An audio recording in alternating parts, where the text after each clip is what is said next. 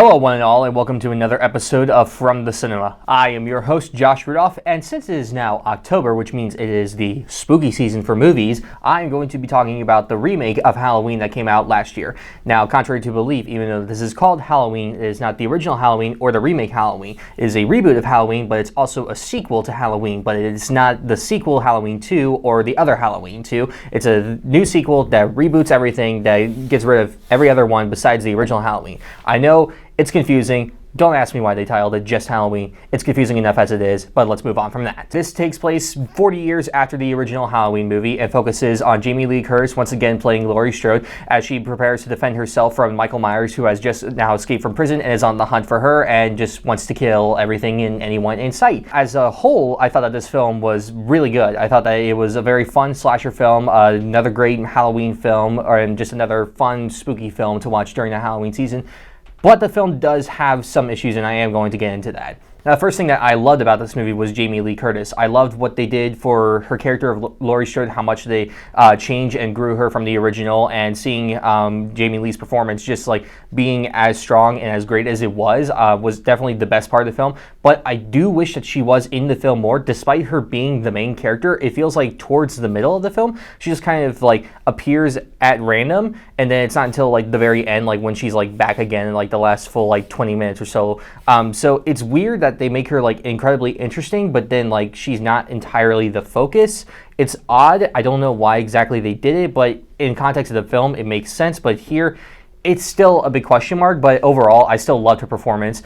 As well as the rest of the cast of the film, they did a fantastic job. Judy Greer as her daughter, I thought that she was fantastic, seeing her do a completely dramatic role. I'm not sure if she's done other dramatic roles in the past, but seeing her go from comedies like Archer and Ant-Man to doing something like Halloween, I thought that was fantastic. Now, for Michael Myers being the masked, silent, deadly killer that he was definitely a threatening presence. But again, it feels like that his character, as well as the overall story of the film, didn't really evolve from the first one, and it doesn't feel like that with the two sequels that are coming out for this. I'm not exactly sure where it's going to go or what it's going to explore, because there's questions that are raised about Michael in this film, about like, why he does what he does and what made him into what he is.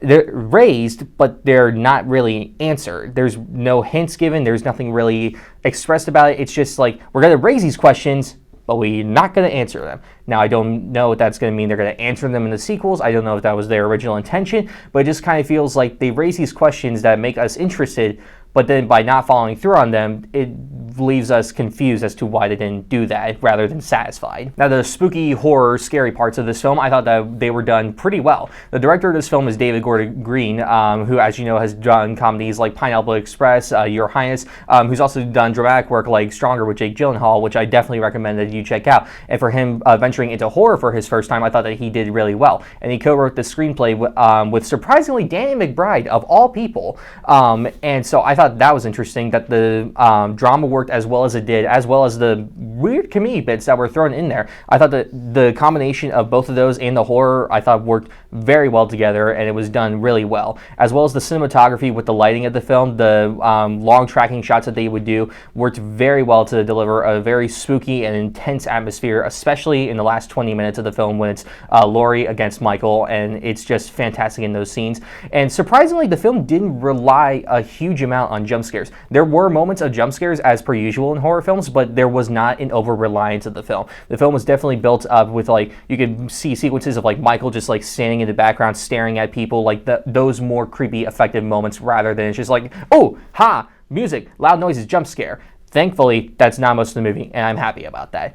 But there is a weird thing with the music in this film. Now, John Carpenter, who did the original film as well as the score for the original film, he came back to do the score for this film, and it's just as good as it was before. But my problem is that there's many moments where there shouldn't have been a score at all.